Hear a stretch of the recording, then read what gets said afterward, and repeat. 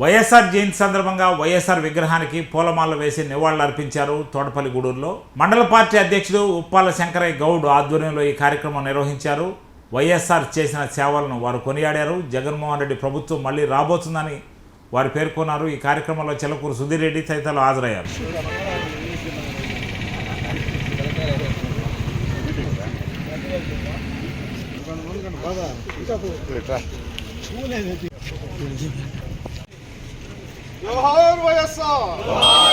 ఆయన ముఖ్యమంత్రి కాగానే తను చెప్పిన మాట ప్రకారం మొట్టమొదటి సంతకం ఉచిత విద్యుత్ మీద ఫైల్ మీద సంతకం పెట్టారు. అంతేకాకుండా అంతకుముందు 1200 కోట్ల విద్యుత్ బకాయిలను కూడా రద్దు చేశారు.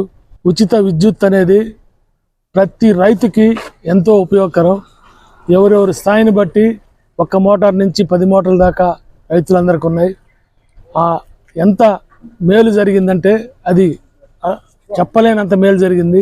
అది ఏ రోజు ఎవరు కూడా దాని గురించి ప్రస్తావన చేయడం లేదు. అలాగే పేదలకి ఆరోగ్యం బాగాలేకపోతే వారు ఆరోగ్యాన్ని సరిచేయించుకునే దానికి డబ్బులు లేక మరణించాల్సిన పరిస్థితుల్లో ఆయన ఆరోగ్యశ్రీ పథకం తీసుకొచ్చి పేదలకి ఎటువంటి జబ్బులున్నా కార్పొరేట్ స్థాయిలో వైద్యం అందేటట్టు ఆరోగ్యశ్రీ పథకాన్ని ప్రవేశపెట్టారు. అలాగే 108, అలాగే సమగ్ర జల అభివృద్ధి కోసం సాగునీటిని 1 కోటి ఎకరాలకి పారించాలనే ఉద్దేశంతో జలయజ్ఞం తలపెట్టారు. అది ఇంచుమించుగా బ్రహ్మాండంగా జరిగింది.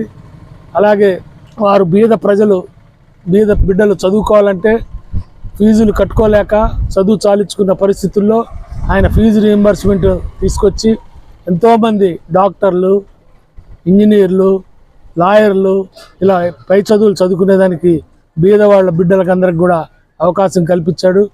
అట్లాగే ఆయన జలయజ్ఞం పేరుతో కోట్లాది ఎకరాలకి నీళ్లు అందించాలని సంకల్పించి ఎన్నో ప్రాజెక్టులు మొదలుపెట్టడం జరిగింది. వారి బిడ్డ జగన్మోహన్ రెడ్డి ఆయన్ని మించి సంక్షేమ పథకాలు అమలు చేస్తూ బ్రహ్మాండంగా 5 సంవత్సరాలు పరిపాలన జరిగింది. పేద ప్రజలందరూ సుఖ సంతోషాలతో బాగా మంచి జీవితం గడిపారు. ఈరోజు ఈ ప్రభుత్వం వచ్చిన తర్వాత ఉట్టి కళ్ళబుల్లి మాటలు తప్పితే ఏ ఒక్కటి కూడా జరగడం లేదు. ఉచిత ఇసుక అన్నారు. ఆ రోజు ఇసుక 1800 నుంచి 2000 రూపాయలకి దొరికేది. ఈ వచ్చిన తర్వాత ఒక 6-7 నెలలు తక్కువ ధరకు దొరికింది. కానీ ఈవేళ ఇసుక కావాలంటే 3000, 3500, 4000 రూపాయలు ఒక ట్రాక్టర్ అవుతా ఉంది. ఇది మీకు అందరూ కూడా తెలిసే ఉంటుంది. ఈరోజు ఇసుక ట్రాక్టర్ కావాలంటే ఇప్పుడు 3500 నుంచి దగ్గర దూరాన్ని బట్టి 4500 దాకా కూడా ఉచిత ఇసుక అనేది పోయింది. ఉట్టి మాటలు తప్పితే ఇంకేం లేదు. ప్రజలందరికీ ఏదన్నా పథకం గురించి అడిగితే ఆయన యోగాంధ్రలో నేను పాల్గొన్నా అని చెప్పి నాకు సర్టిఫికేట్ వచ్చింది. ఇట్లాంటి యోగాంధ్రలు నడిపించడం ఇదే పని. ఒక్క పథకం కూడా సక్రమంగా చేయకుండా విద్యుత్తు తను చెప్పిన మాటలేంది, విద్యుత్ ఛార్జీలు తగ్గిస్తానని చెప్పి ఈరోజు రాగానే ఏదో ట్రూ అప్ ఛార్జీలని అని విద్యుత్ ఛార్జీలు పెంచడం జరిగింది. మళ్ళీ ఇవాళ పేపర్లో చూస్తే మరలా ఇంకొక విడత 3600 చిల్లర కోట్లు మళ్ళీ ఇంకోసారి ఇప్పుడు మళ్ళీ వసూలుకి మొదలవుతుంది. ఈ రకంగా చెప్పిన మాటకి వ్యతిరేకంగా తగ్గిస్తానని చెప్పి పెంచడం అనేది ఎంతవరకు సబబు? ఈ ట్రూ అప్ ఛార్జీలు పాతే అని చెప్తున్నారు. నిజమే పాతయే, కానీ జగన్మోహన్ రెడ్డి అవి పంచకుండా ఆయనే సర్దుబాటు చేసుకుంటూ వచ్చాడు. ప్రజల మీద భారం పడకుండా ఈరోజు వీళ్ళు వచ్చి ఆ భారం అంతా ప్రజల మీద వేస్తున్నారు. ప్రతి ఒక్కటి అలాగే జరుగుతుంది. అమ్మ ఒడిని తీసేసి తల్లికి వందనం పెట్టి అది కూడా అరకొరగా ఇస్తున్నారు.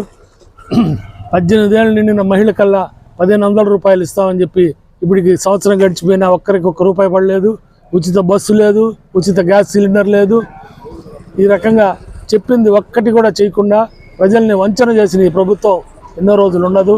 మళ్ళా ప్రజలకి మంచి రోజులు రావాలంటే జగన్మోహన్ రెడ్డి గారు అధికారంలోకి వచ్చి ముఖ్యమంత్రి అయితే మళ్ళా ప్రజలకి రాజశేఖర రెడ్డి గారి టైంలో వచ్చిన మంచి రోజులు మళ్ళా వస్తాయని, ఆ రోజులు రావాలని కోరుకుంటున్నాను. 2 రాష్ట్రాలు కలిసున్న రోజున డాక్టర్ రాజశేఖర రెడ్డి గారు ముఖ్యమంత్రి అయిన రోజున ఈ రాష్ట్రం ప్రశాంతమైన వాతావరణంలో పేదలకు అనేక పథకాలు తీసుకొచ్చినటువంటి ఘనత రాజశేఖర రెడ్డి గారికి దక్కుతుంది.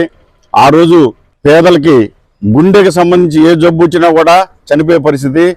ఆయన ముఖ్యమంత్రి అయిన అనంతరం 108 అని సేవలు ప్రారంభించి, ఆరోగ్యశ్రీ అని సేవలు ప్రారంభించి, పేదవారికి గుండె ఆపరేషన్ చేయించి ప్రతి ఒక్కరు కూడా హెల్త్ పరంగా పేదవాడు ఎవరు కూడా చనిపోకూడదు అన్న ఒక మంచి నిర్ణయం తీసుకొని పేదలకి సహాయం చేసినటువంటి ఘనత రాజశేఖర రెడ్డి గారికి దక్కుతుంది.